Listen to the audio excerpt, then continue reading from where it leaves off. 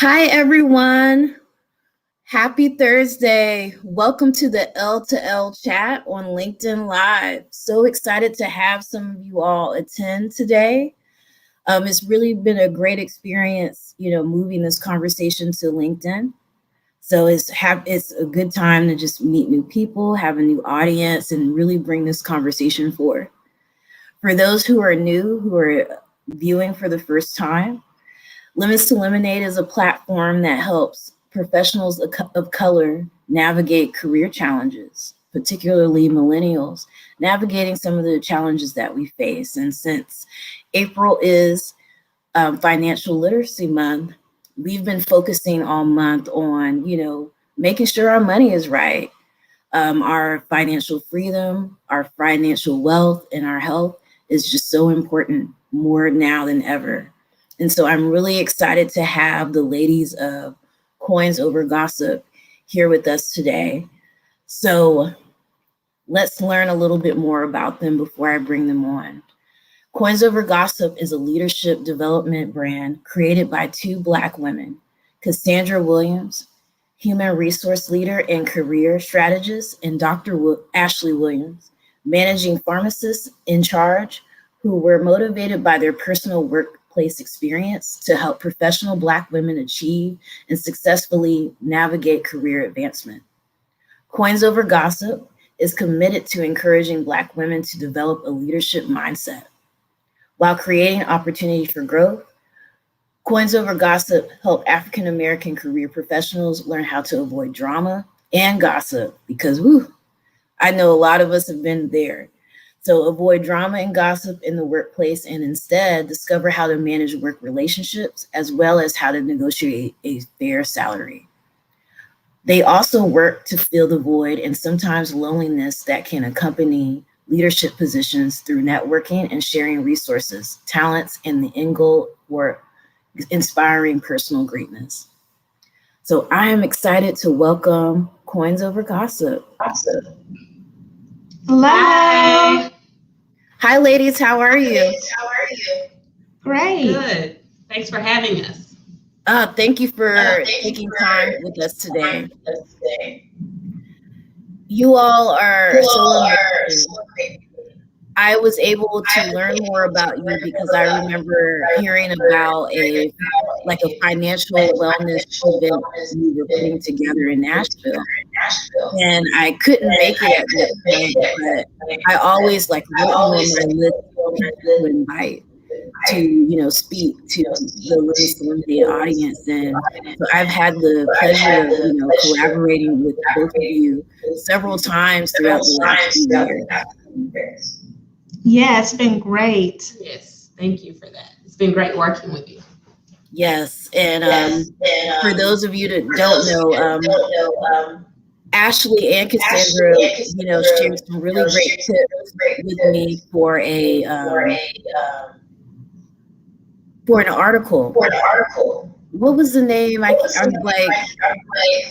trying to remember the CNBC article. Yeah, it was a CNBC article about the CNBC article about what it's like to be a Black woman negotiating our salaries. And so that's our focus today, is to talk about salaries. And so we already, read your bio and why you started Coins Over Gossip. But what in terms of salary really inspired the name Coins Over Gossip? Did either of you have any of your own personal limits when it comes to salary negotiations? Yeah, I think, for sure. We both, kind of had our share of experiences around negotiating salary. But for me personally, I think, Coins Over Gossip just kind of came about with me having to mediate a conflict at work between two Black women. And I remember thinking all of the drama that was surrounded, by this issue, and just, looking at the positions that they were in and them not being, setting themselves up for growth. And I remember thinking, at that time, Coins was like a really big like trendy like topic. Like people were always talking about their coins, this, their coins, that. And I remember having a thought that, man, like all this gossip, this drama really pays you nothing. And I choose coins over gossip. And that just kind of came in my mind. And I remember kind of going over to Ashley's house, and her and I started kind of talking about that, and then also just sharing our personal experiences that we both have being leaders, in the workplace. And, we started talking about, coins over gossip and what we could do with it to help other women. I love it. We were just literally sitting on my couch having a girl-to-girl conversation. It wasn't professional or anything like that. It was literally like, girl, we could just focus on our coins. We could get to where we want to get. And that's important, because a lot of times it is about the bag. It's about securing the bag. And you're right, when we spend so much time focusing on all of these other things, we lose sight on, that bigger picture. And so my next question for you ladies is, our salaries, since we're talking about securing that bag, our salaries are an important part of navigating financial wealth, literacy, and freedom. And so, of course, that road is challenging for women of color, people of color. That's why having a good salary matters. What are some challenges that you've seen women of color face while negotiating their salary? Do you want me to start? Yeah, you can go for it. Okay. So one of the challenges that I see is that, oftentimes when, you come into the workplace, we're the only one. So, there's not very many of us. So there's not women, that look like us that have achieved a high level of success. And because of that, we're not in those, our name is not being brought up in those important meetings or influential meetings. We don't have those sponsors and those mentors, like some of our white counterparts, may have. We don't have that. And because of that, that could be discouraging. And that's also a challenge and a barrier for us to get, opportunities. And also, there's the racial bias, and then honestly, gender bias. So we know that, we don't make the same to a dollar as a man does. And so I think that can be harder negotiating salaries, especially if the person whom you're trying to negotiate with doesn't really think that maybe you're deserving of that. And so I think that can create a huge barrier in even feeling confident enough to go negotiate that salary. I love that you mentioned confidence, because with, the racial barriers, when we don't see a lot of people in the office space that look like us, we're not confident that we have the advocates, the mentors, the sponsors to help us through navigating that negotiation. And then again, with the gender pay gap already coming in the door with those double, being a double minority, it's like a double challenge. Absolutely. So what are some myths that you feel people have when it comes to negotiating our salaries? Okay. I think sometimes we think that we simply just don't have the right to, that we take what's given. It's a privilege to be offered the job in itself. So we don't have the ability to go negotiate our salary and ask for what it is that we know that we should be making, even if we've already done the research, even if we've already compared numbers. Sometimes I think it's easy for us to get a job presented to us, and we're just supposed to be so appreciative of it, in which we are, but it's just supposed to stop there. We don't really move forward, or like we don't really have the ability to ask for more money, because we don't want then for that job offer to be rescinded from us. I would say another myth would be that, people think that it's frowned upon to negotiate your salary. And what they don't realize is, it's expected.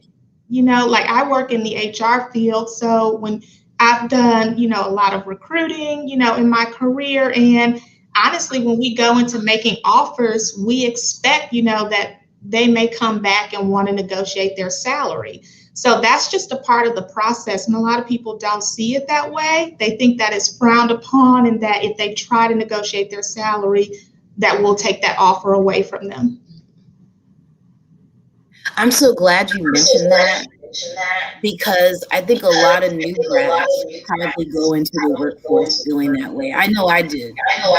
When I first joined, I always thought that was negative. That was seen as a negative thing. And I remember my parents saying, don't do that. You're going to be asking too much. Just that's a good salary that they gave you. Just take it and just work your way up. Not realizing that you're leaving money on the table. Exactly. Yeah, especially for me being fresh out of grad school, the first job I was offered, I just automatically took. I didn't think twice about looking into, what that offer should truly look like, if it matched what you should be able to get right out of pharmacy school. It was just that offer was there, so you take it and you move forward. Right. And then what are some other things we can negotiate? Because I heard that you can negotiate, PTO and other things.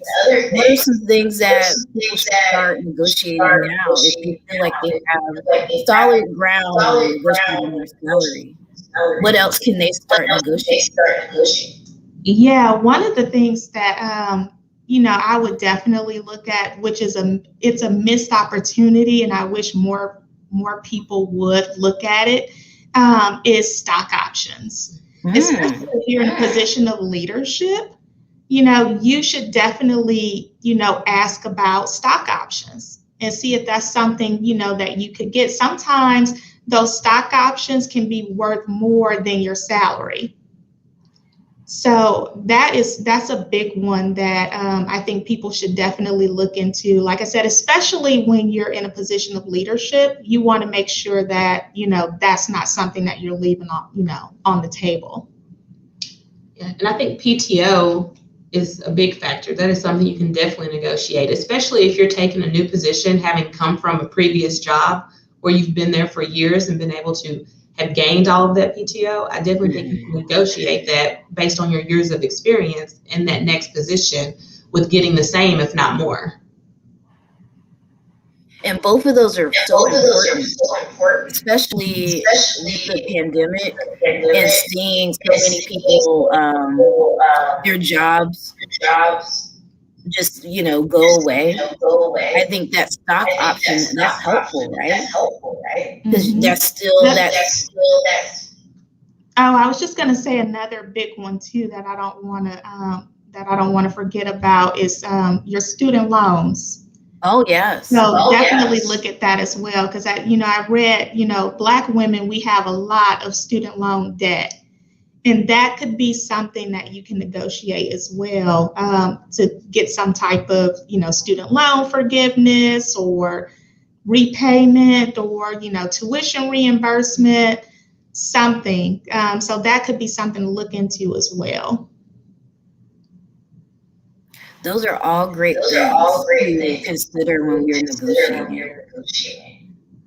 And when we go to these tables, what is your advice for negotiating these things?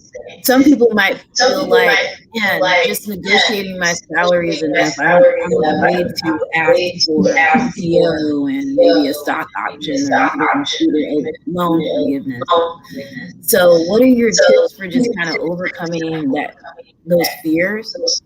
And then being able to present ourselves and our work to whoever we're negotiating with. I think you definitely have to research. You can't just blindly go in with a number that you have in mind because you think it just matches the description. So I think you would definitely have to look into what that average, salary range is. And I think you also need to look into if you've done the work, if you have the experience to be able to back up what it is you're asking for. Yeah, I have a few thoughts on this. Well, one of the things is it's very important to know what you want. So, some people think that, yes, salary negotiation is important. And, I do encourage people to do it, but you need to have something to work with as well. It's an exchange. So you have to add some value, for this amount of money that you're asking for. So knowing what you want is important. So not just going in and saying, oh, give me 5,000 more just because, but really knowing what you want. And then also, I think it's important not to negotiate in a position of desperation. So it's always good when you kind of already have, something lined up. You're not pressed about this money. You're going in, and if you get it, great. If you don't, it's no big deal. Or you give yourself some options like, okay, I can walk away from this and look at what other opportunities that may be available to me. So I don't like to negotiate in a position of desperation. Like if you feel like you're desperate for this, then probably you don't need to sit at the negotiation table just yet. So that would be some tips. And then also think about what you can leverage.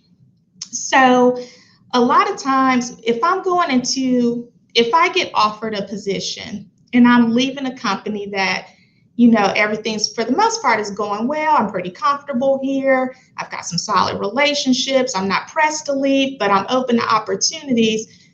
If you offer me a position with your company, salary is better, but I'm also walking away from kind of what I've established at my current company and potentially a bonus.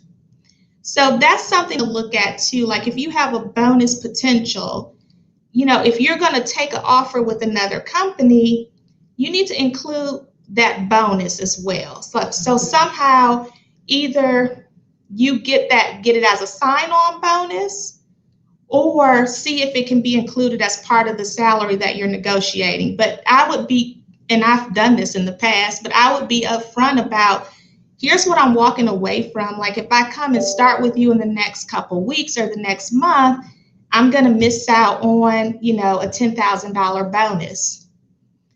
So then a lot of companies, they'll look at that and then they'll try to negotiate with you. They may offer you a sign-on bonus so that you don't miss any income there, or they may look at offering you a little bit more in your base salary to make up for the income that you're going to miss. So take all of those things into consideration when you're coming to the negotiation table. So always look at what you can leverage. And PTO is the same way too. If I'm, now eligible for 6 weeks at my current company, but you start us at 4 weeks. Well, how can, that's something else that I can negotiate. I can leverage that. Like, hey, I'm getting 6 weeks over here. Can you give me an additional 2 weeks of PTO? So just think about, what you can leverage, when you're sitting at the negotiation table. Yeah, and I think when you approach, what it is you're going in to ask for, that it's important to do it in a respectful but firm and confident way. Mm-hmm. So going in knowing that you know exactly what you're talking about, that you have the facts to back that up and to even present that in that way. I think when you go in that way, it will command the attention for someone to listen to you and understand that you're coming knowing what you're talking about. All good facts. And really great ways to just come to the table confident. Mm-hmm. And you're right, Cassandra. Sometimes you're just really nervous. You come in because you're desperate. And a lot of people today are coming into these negotiation conversations desperate because the pandemic hit us hard during this time. Right. So what are your tips for people who are job searching now? And just nervous because they now see that, hey, anything can happen. Like this job can be here today and not tomorrow. How can I negotiate the best offer I can so that if something like this happens again, I'm okay? Yeah, I think this pandemic has taught us a lot, For sure. And one of the things that I would recommend is, looking at stability. That company, withstand, a pandemic.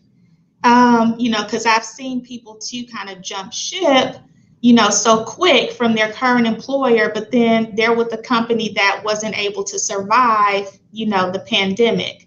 So looking at stability, also looking at technology, and the ability to have a virtual setup, because there's savings, in being able to work from home, so sometimes that could be more beneficial than you adding more money to my salary, because, now I'm saving money. I can create possibly more of a work-life balance. I don't have to spend, gas money to commute back and forth to an office.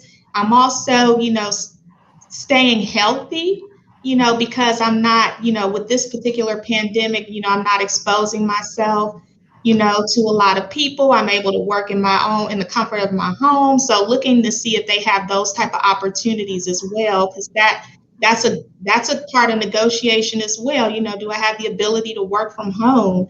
And you can, like I said, save money that way. So I think, just kind of taking all of those things into consideration, in a time like this would be helpful.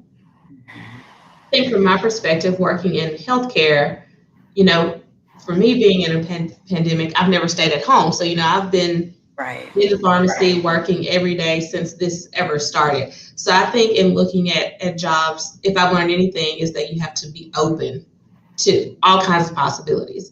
So for me, it's been job security for me because I have to show up and I have to be there. So I think to piggyback off of her saying to look for stability, I think right now during a pandemic too, there's some places where you just need to show up. They need people there. So that's something to look into. While I understand we have to be safe, it's looking into where do I know that I have to essentially show up every day? They need me. They need to see my face every day. They need what I have to offer every day. And how do I do that in a safe way?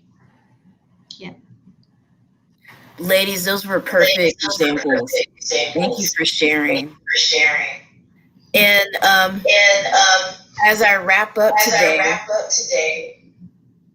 what is your I guess your best advice for pivoting and changing yourself? So let's say you want to change a career, change an industry. What is your best advice in terms of salary negotiation for that? It's a good question. I think if you're going to pivot, there's a lot of things that you need to think about. Number one, first of all, if you're going to pivot, you need to make sure it's worth it. So in comparing those salaries from one profession to another, is it beneficial to you? Does it provide you stability? Does it provide your family stability? And so I think in looking at that, it's not always as simple as looking at that salary and how to negotiate it, but you have to look at the big picture as a whole. What does your budget look like? If I change from this profession to this one, I need to negotiate my salary. How do I do that in a way that makes myself as well as my family still be okay? To still be, to still have that financial stability. And I guess I would have to address it from that standpoint, big picture.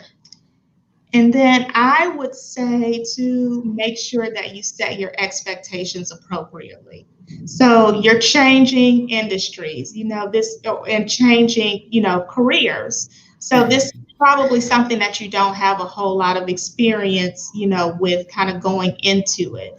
So you can't expect a whole lot, on the front end. So when you're talking about salary negotiation, maybe, and from this perspective, it's looking at, the opportunity in the long run and like what opportunities would be available to you for this particular change, and evaluating that and seeing like in the long run if it's worth it, because you may not get the instant gratification on the front end, as far as the salary that you want, and maybe you may have to take a pay cut, but if it's beneficial in the long run, if the opportunities are there for you to make more, and for you to get something that you can be happy with, then I think, it may be worth it. Awesome. Yeah, I think too, like if you have, let's say, if you want to pivot and that salary might not be what you want, trying to think through how to negotiate that. Maybe it's not something you negotiate up front. Maybe that's you looking at a 3 to 5 year plan within that, whatever it is, whatever profession you're switching to, and tackling the negotiation from that standpoint. Like starting that job, at one point, do I go back and negotiate to get to where I want to do? Yes. Mm-hmm. Well, Ashley, Cassandra, those were amazing tips. I don't know about everyone else, but I'm ready for that next salary negotiation. Those were really great. It's coming. That's right. Right. So thank you so much for sharing space with us today. I appreciate you as always. Thank you for having us. This has been awesome. We love, this is one of our favorite topics. Yes. And you're so good at it. So I'm so glad it's your favorite. For everyone, tell everyone how they can keep you all.